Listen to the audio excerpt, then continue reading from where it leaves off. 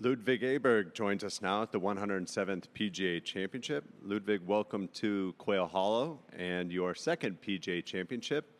What are your thoughts on the golf course and your game heading into tomorrow's first round? It's a really nice golf course. It requires a lot of good shots. I've heard the term big boy golf course, which describes this one very well. And some really long holes. Now when the fairways are still wet, you're not getting any roll off the tee, and greens are firming up with the sub-air. So it'll be a good challenge. It'll be long, and greens will be, I would imagine, getting a little firmer. So it'll be nice. I feel like I've had a couple of weeks where things are clicking a little bit more, which has been very nice. And it's been nice to spend some time here with my coach Hans. He was over. Last time I saw him was Augusta. So I feel like we're moving, which is always positive. That's great. Thanks. We'll open up for questions. Juan? So first thing, can you be a little bit more specific about clicking a little bit more? What things are working for you now? Yeah, I have sort of this tendency in my golf swing where my face gets a little bit too open at times, and when it gets open, I can't really turn.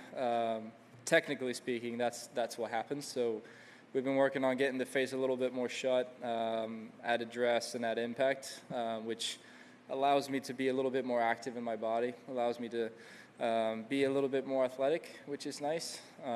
So yeah, we've just been working through that, which has been nice. I saw some positives last week in Philly with my driver, which was really nice, and that'll be a key this week to hit that driver very well if you want to compete. So looking forward to do that and keep improving on that.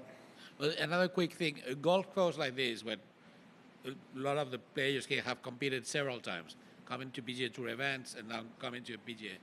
What do you think would be the main difference to this week as a PGA event, as a major, compared to the experience you had at other times here?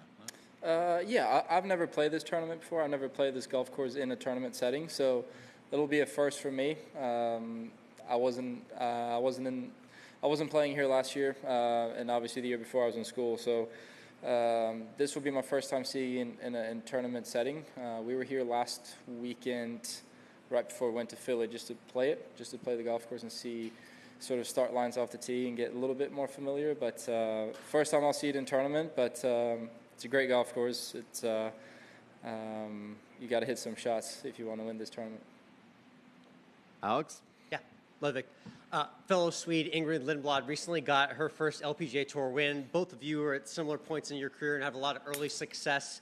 What do you attribute to the 2 years' success, and how does it feel to kind of feed off her and continue your early career success as well?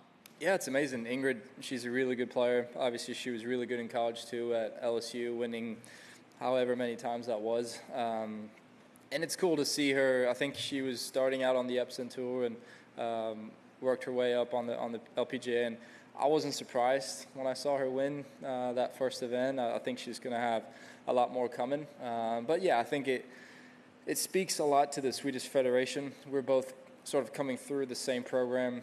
We've sort of seen the same coaches and the same sort of upbringing. And it's very good. I think you'll keep seeing good players. I mean, we have a lot of good players coming up, Challenge Tour guys, European DP World Tour guys, and also now a couple of PGA Tour guys. So I think Swedish golf is definitely strong, and I think it's just going to get stronger too. Go to Garrett on Zoom. Hey, Big. Just wanted to say, what are your thoughts overall with groupings? I know you're playing your own game, but how much of an effect does your grouping have for a major championship? And then also just with the new course, like how much do you lean on Joe Scarborough and your caddy? Did you say grouping? Yeah, about the groupings. Grouping, pairing. Yeah, I mean, I think you want to play with good players. You want to play with guys that you know are going to play well, and I think that's the case in my pairing over the next couple of days. And you always want to feed off good golf shots. You want to see putts go in. You want to see good shots being hit. So I'm sure we're going to get a lot of that coming up over the next couple of days from Jordan and Patrick. But yeah, I'm looking forward to it. It'll be a cool challenge. Obviously, major championship is a little bit more than a regular tour event. So, but I do like those challenges. How much will you lean off of Joe Scarborough, your caddy, for this course?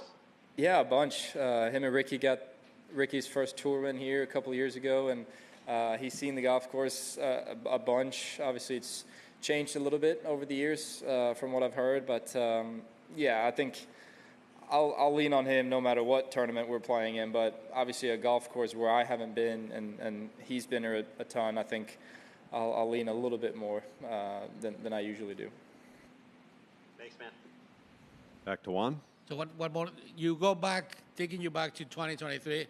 I mean, you go from NCAA finals to Ryder Cup in a matter of months, no? So if you look at that in perspective now, I mean, how do you see that year, no? Yeah, it went quick those last months after school, but I felt like I was prepared for it. I felt like I was prepared golf-wise and mentally. I was up for the challenge, and I think I handled that very well. I knew it was going to be a lot. I knew it was going to be a big change on the golf course and different things to deal with and different things sort of heading my direction. But I felt like I handled it with I try to have fun with it. I try to obviously take it pretty light, even though I'm a competitor. But it was cool. It was cool. It shows how strong college golf is. I think you'll see multiple guys after me do the same thing.